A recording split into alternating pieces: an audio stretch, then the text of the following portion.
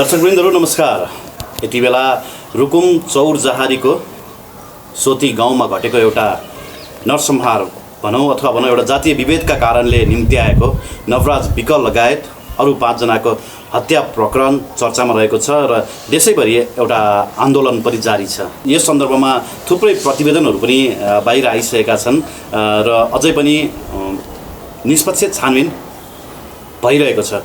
राज्यपक्षले पनि यसलाई आफ्नो हिसाबले छानबिन गरिरहेको छ भने अभियन्ताहरूले पनि निष्पक्ष छानबिनको माग गरिरहेका छन्। यसै सन्दर्भमा हामीसँग केही विशेष कुराकानी गर्नको लागि परिवर्तनका लागि हाम्रो आवाजका संरक्षक मिलन लामाजी आज हाम्रो स्टुडियोमा हुनुहुन्छ।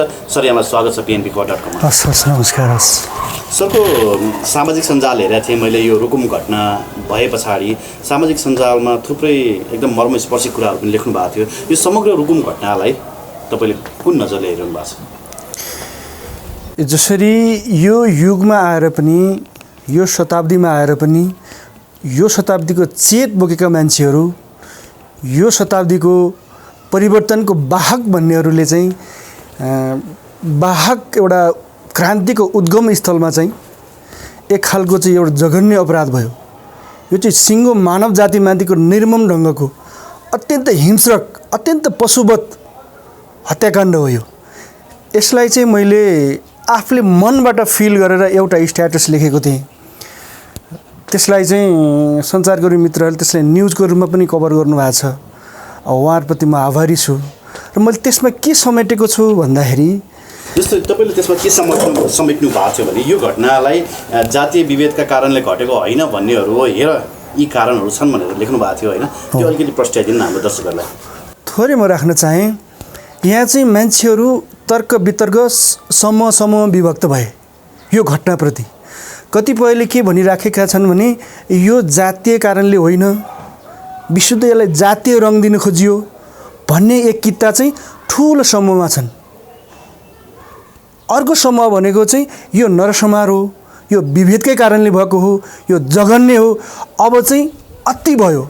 दलित समुदाय मात्रै होइन, समग्र मानव जाति, समग्र गैर दलित, समग्र नेपाली उठ्नुपर्छ, समग्र मानव जाति उठ्नुपर्छ भनेर 2-3 कितामा छुट्टिएको विभक्त भएको देखिन्छ। यहाँहरूलाई पनि यो अवगत छ। मैले चाहिँ मेरै कतिपय फेसबुकका साथीहरू, कतिपय विद्वत वर्गका साथीहरू जो चाहिँ अलिकति आफूलाई चाहिँ इन्टेलेक्चुअल भनेर आफूलाई परिचित बनाउनुहुन्छ भनेपछि उहाँहरूले के लेखिरहनु भएको छ भने यो जातीय मुद्दा होइन, यसलाई जातीयकरण गर्न खोजियो भन्ने खालको विश्लेषण पाइसकेपछि उहाँहरूसँग पनि टिका टिप्पणी भइसकेपछि मेरो आफ्नै वालबाट किन नलेख्ने भन्ने भयो।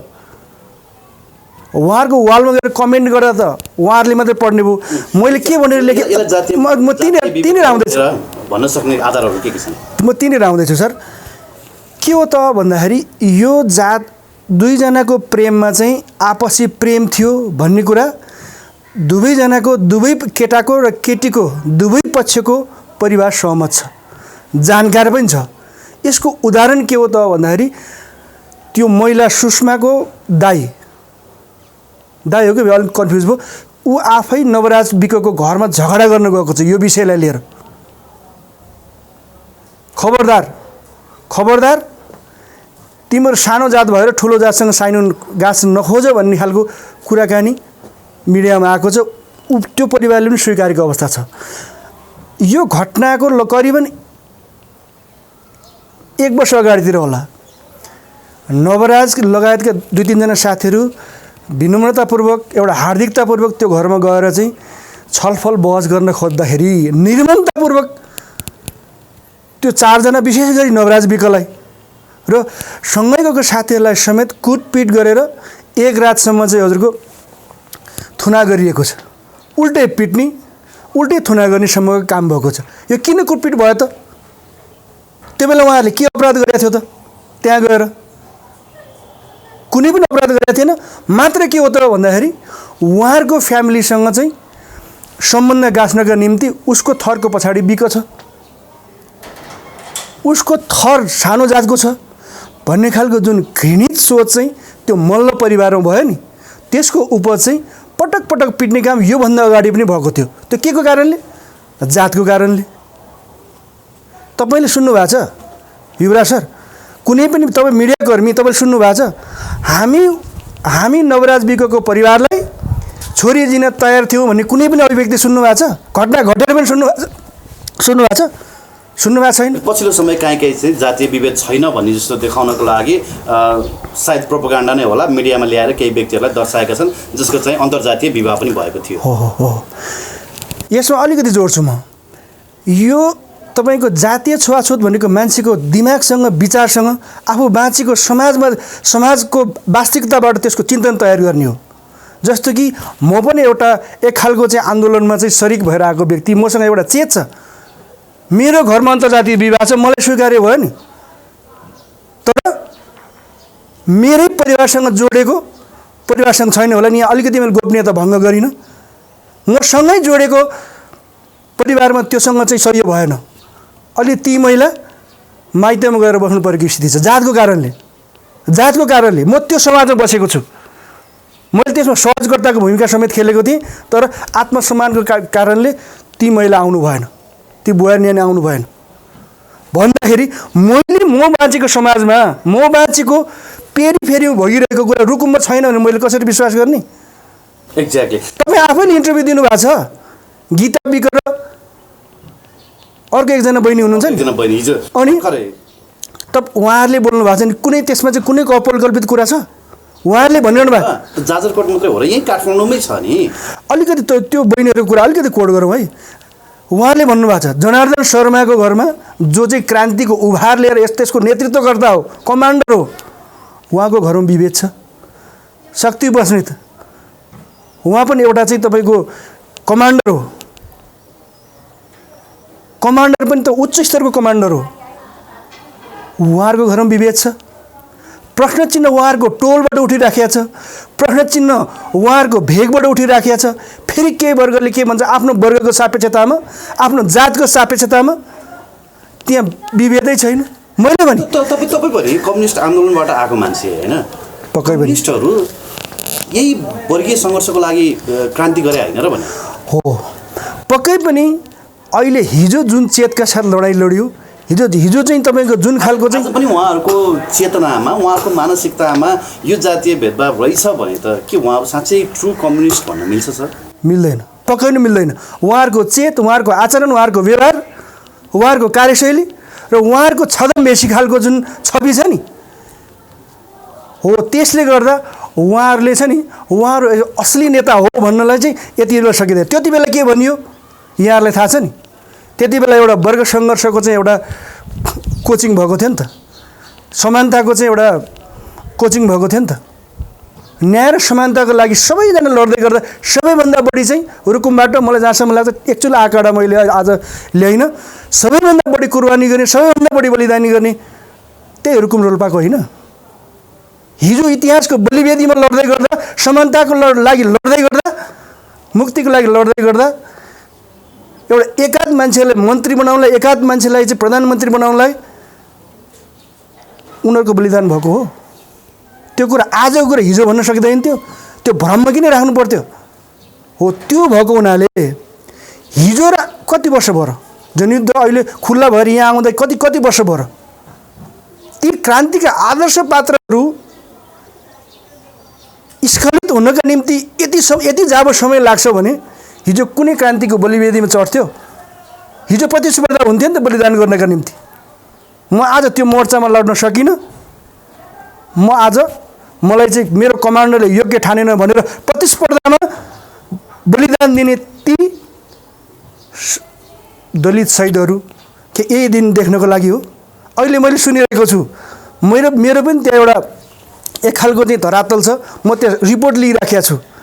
त्यहाँ हिजो पूर्व मन्त्री, भर्खरै चाहिँ तपाईँको पूर्व भएका मन्त्रीहरूकै पकडको स्थान हो अरे। त्यहाँको गाउँपालिका अध्यक्ष, त्यहाँको वडा अध्यक्ष सबै उहाँहरूको नजिकको आफन्त हो अरे। त्यो कारणले अर्कै खालको घटनालाई पूर्व गृहमन्त्री तपाईँले बुझिहाल्नुभयो, को भन्ने पनि बुझ्नुभयो नि। उहाँहरूले अन्त्य तोडमोड गरेर आफै भेरीमा हाम फालेर मरेका हुन् भनेर फेरि पनि त्यही नवराज विक र 6 जना व्यक्तिहरूको, त्यो 19 जना व्यक्तिहरूको दोष खोजिरहेका छौँ। उहाँहरूको कमजोरीका छिद्र केलाइरहेका छौँ हामी।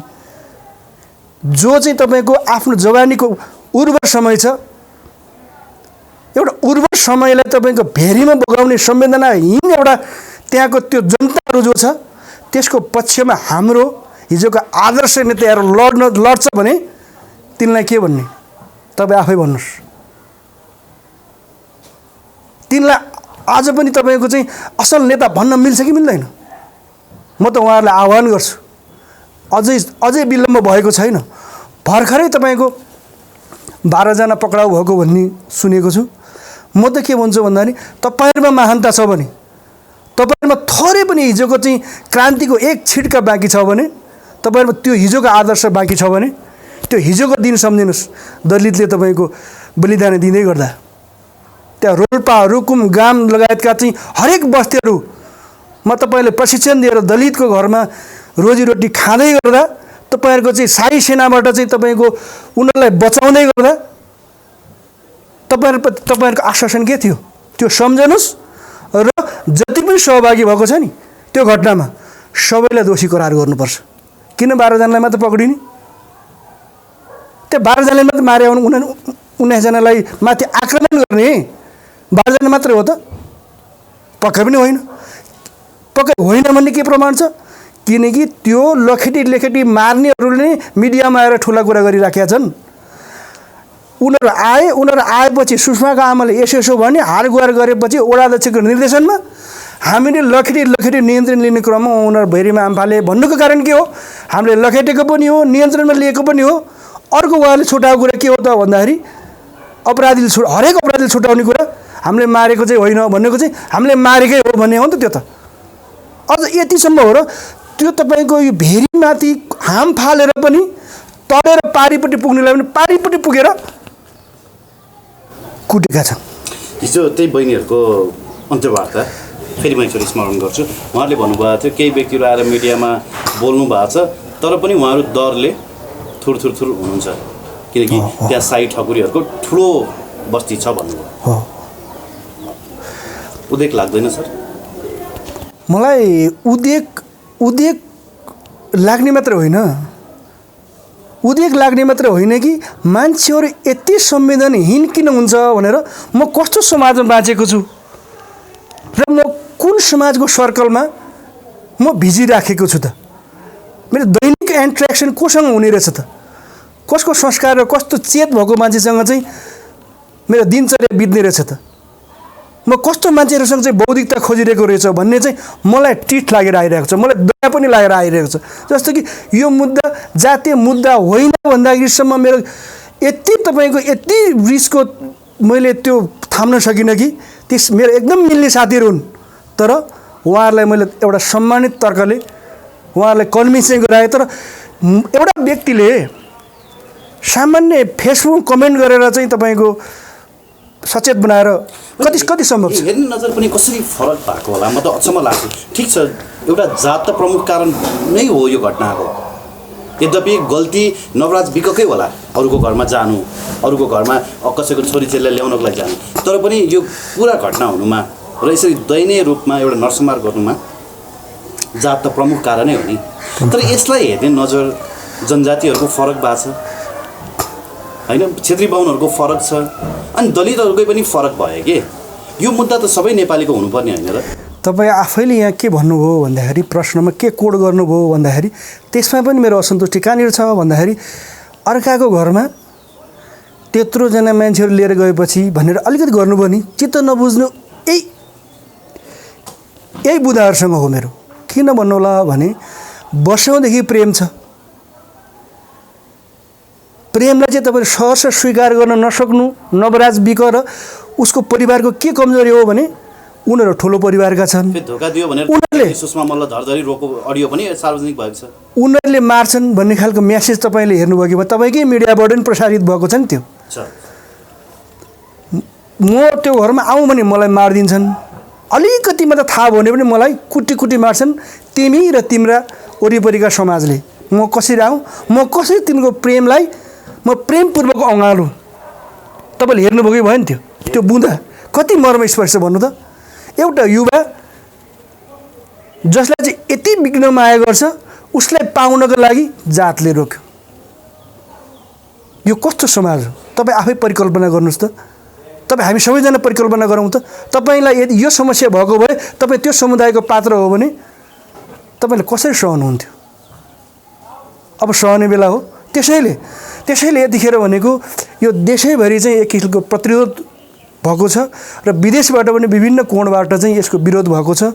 यो एउटा खुसीको पाटो पनि हो। फेरि होइन, मैले भनेको प्रश्न जुन छ नि, ल घटनामा मानव गल्ती जोसुकैको भयो, अझै पनि हामीले त आफ्नो तर्क नदिउँ होइन, तर पनि हेर्ने नजर किन फरक भयो कि सर? यहाँ अन्तर्वस्तुमा मान्छे सतै रूपमा विश्लेषण गर्नेहरू धेरै भए। यहाँ मान्छे के गर्छ, फेसबुकमा हेर्छ र माथिको टाइटल के छ त्यसबाट प्रतिक्रिया गर्छ। होइन, बुझ्ने मान्छेहरूको पनि प्रतिक्रिया फरक आएर पो यस्तो भयो सर। त्यत्रा मान्छे लिएर किन गए? प्रेम थियो गयो। किन गयो? केटीले बोलायो, सुषमाले बोलायो कि सुषमाले बोलाएको होइन भनेको छ? यदि सुषमाले बोलाएको होइन भने किन मिडियामा आएर फेस टु फेस आएर त्यत्रो मुद्दा भएको छ नि, त्यो फेस टु फेस आएर प्रेस मिट गरेर भन्न सक्दैन? एउटा पर्दा पछाडि बसेर भन्ने हो? त्यो होइन नि। एउटा मान्छेको ज्यान गएको छ प्रेमकै कारणले, उसँग जोडेको प्रेमको कारणले। फेरि नवराजलाई सहयोग गर्नकै निम्ति उसको पहिला जस्तै कुटाइ नखाओस् भन्नका निम्ति त्यत्रोजना मृत्युवरण गर्नु परेको छ। त्यो कुरामा कसैको संवेदना छैन। मात्र के गरिरहेछ, त्यत्रोजना मान्छे किन लिएर गयो, त्यत्रोजना मान्छे अर्काको छोरी उठाउन गएपछि गर्ने हविगत त्यही हो भने मानवीय संवेदनाहीन कुरा गर्ने त्यो भनेको त्यो मान्छे होइन जस्तो लाग्छ मलाई। पशुवत हिंसक मान्छेले मात्रै त्यसो भन्छ। मेरो एउटा चेत नभएको मान्छेले मात्रै त्यो बोल्छ, मार्नुपर्छ भन्नेहरू, मार्नुपर्छ भन्नेहरू।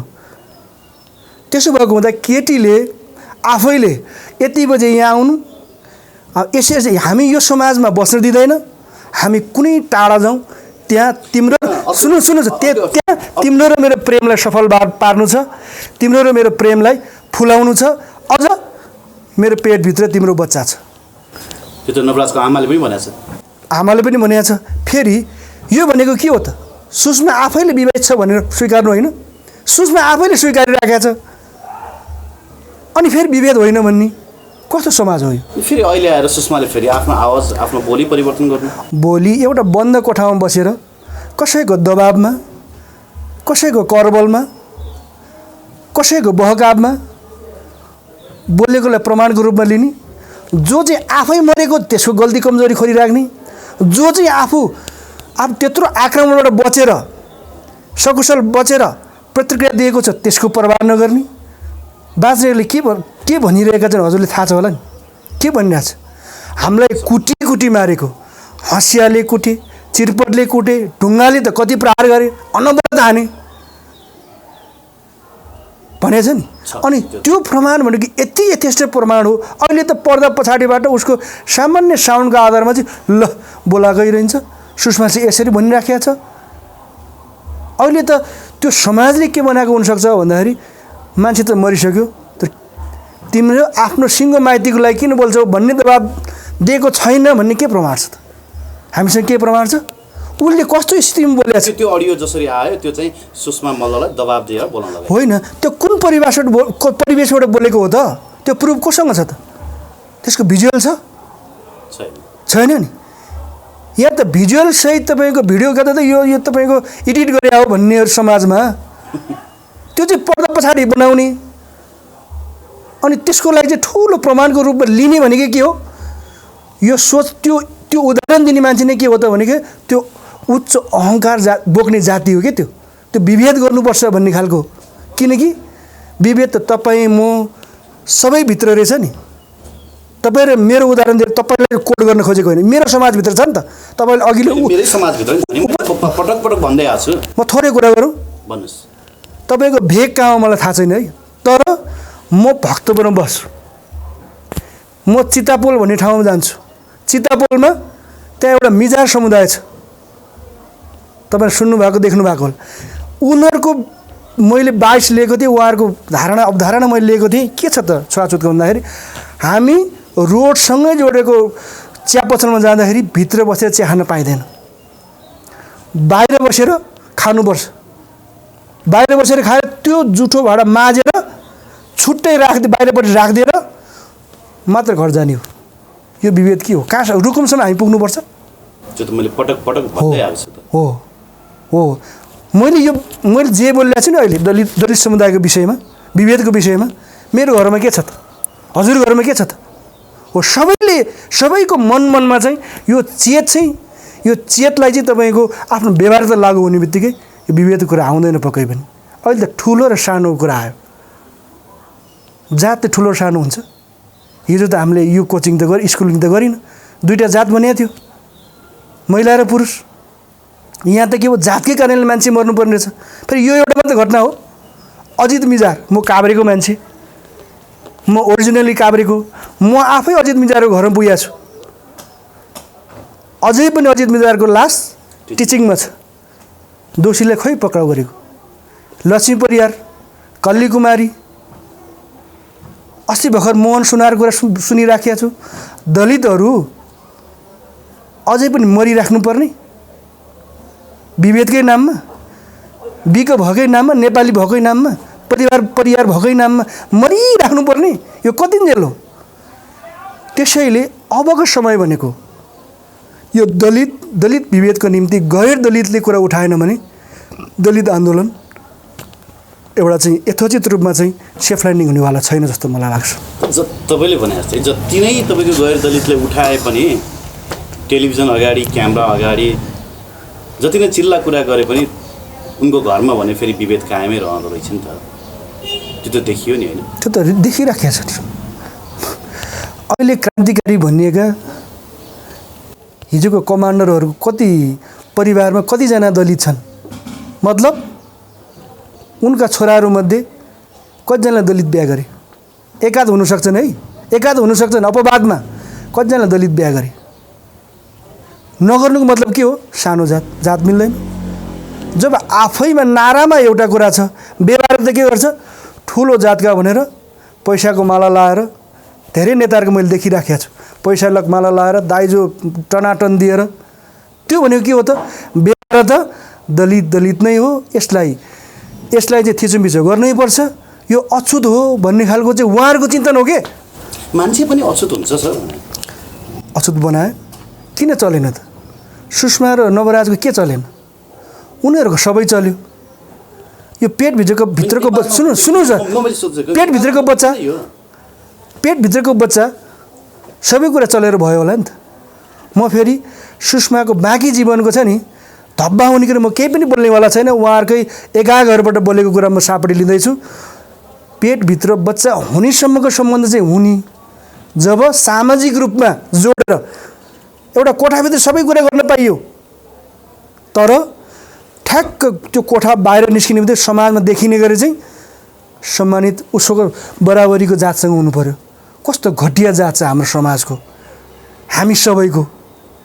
यो घटिया सोचबाट माथि उठ्नको लागि निम्ति चाहिँ सबै गैर दलित उठ्नुपर्छ। सबैले फराकिलो माइन्ड गरेर सोच्नुपर्छ। हेर्नुहोस्, मेरो भनाइ यति हो।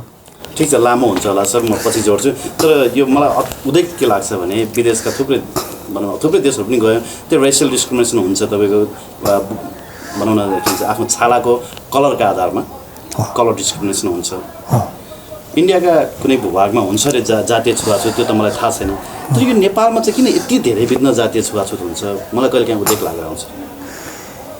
यो हामीले म जन्मँदै गर्दा, म हुर्कँदै गर्दा मैले समाजमा एक खालको त्यो खालको विभेद, म एउटा उदाहरण दिउँ। सुन्नु मसँग सुन्नु न, मेरो समाजको कुरा अलिकति म सक्न दिनु। अझै पनि उदेक के लाग्छ भने हिजो हामी पढेर अशिक्षाले गर्दा होला यो सबै जस्तो लाग्थ्यो क्या। आज पढे लेखेकै मान्छेहरूको चेतनामा पनि जातीय विभेद छ भन्दा चाहिँ झन् धेरै उदेक लागेर आउँछ सर मलाई। एउटा कुरा तपाईँलाई भनौँ, हामी नारामा ठुल्ठुलो कुरा गर्छौँ। हामी जति सामाजिक सञ्जालमा तपाईँले पढिरहनु भएको छ नि, म दलितसँगै बसेर खान्छु, दलितसँगै बसेर घुलमिल गर्छु, दलित मेरो घरमा आउँछ, दलित समुदाय, म उहाँहरूको घरमा गएर खाना खाइदिन्छु। ल, दलित समुदाय घरमा गएर खाना खाइदिन्छुले ठुलो चाहिँ परिवर्तन मान्ने मान्छेको सोच के हो? त्यो भने के हो त भने उसको अझै पनि भेदभाव छ। अनि उसको दिमागमा अछुतपन छ के, उसको विचारमा अछुतपन छ। किनकि त्यो विचारले अछुत बनायो नि जातलाई, त व्यक्तिले बनायो नि। एउटा धर्म संस्कारले बनायो नि। म एउटा उदाहरण दिउँ, म काभ्रेको खरेल थोकमा जन्मेको मान्छे। म स्कुल जाँदै गर्दा रमेश खरेलको गाउँ। एउटा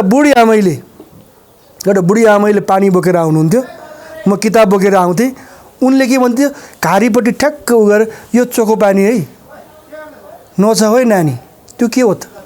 त्यो भोगेर आएको मान्छे हो। त्यो भोगेर एउटा समानताको लडाइँमा, एउटा मुक्तिको लडाइँमा जानी नजानी सामेल भएर फेरि पनि त्यो लडाइँको कोष अहिले कता पुग्यो त? त्यसको उपज चाहिँ नवराज विकहरू, अजित मिजारहरू, लक्ष्मी परियारहरू, कल्ली कुमारीहरू शिकार भए। नत्र भने त्यो एउटा क्रान्तिको स्पिरिट, त्यो क्रान्तिको कोर्सले त यो दलित भनेको त तपाईँ दलित सोचाइ छ नि, त्यो त निमिटान्न पार्न सक्नुपर्ने होइन।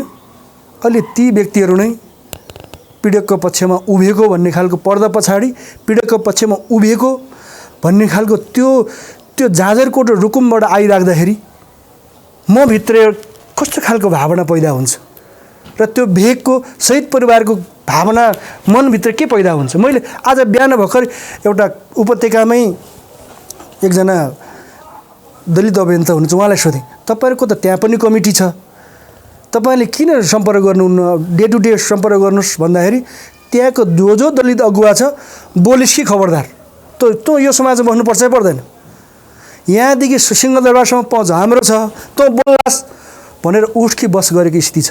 अनि मान्छे कसरी बोल्छ? म यो गीता बिग र दुईजना बहिनीले बोल्नु भएको छ नि, उहाँहरूलाई सेल्युट गर्छु। त्यसरी बोल्नुपर्छ।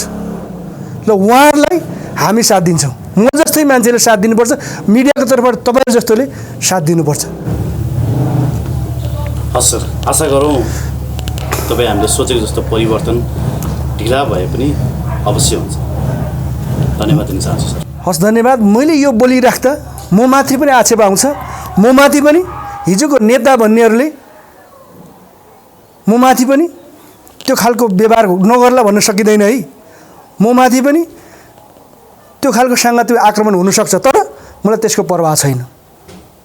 परिवर्तन त्यत्तिकै हुँदैन। जो आफ्नै मान्छेमाथि निर्मम बन्न सक्छ नि, त्यो चाहिँ परिवर्तनको एउटा सूत्रधार हुनसक्छ। धन्यवाद।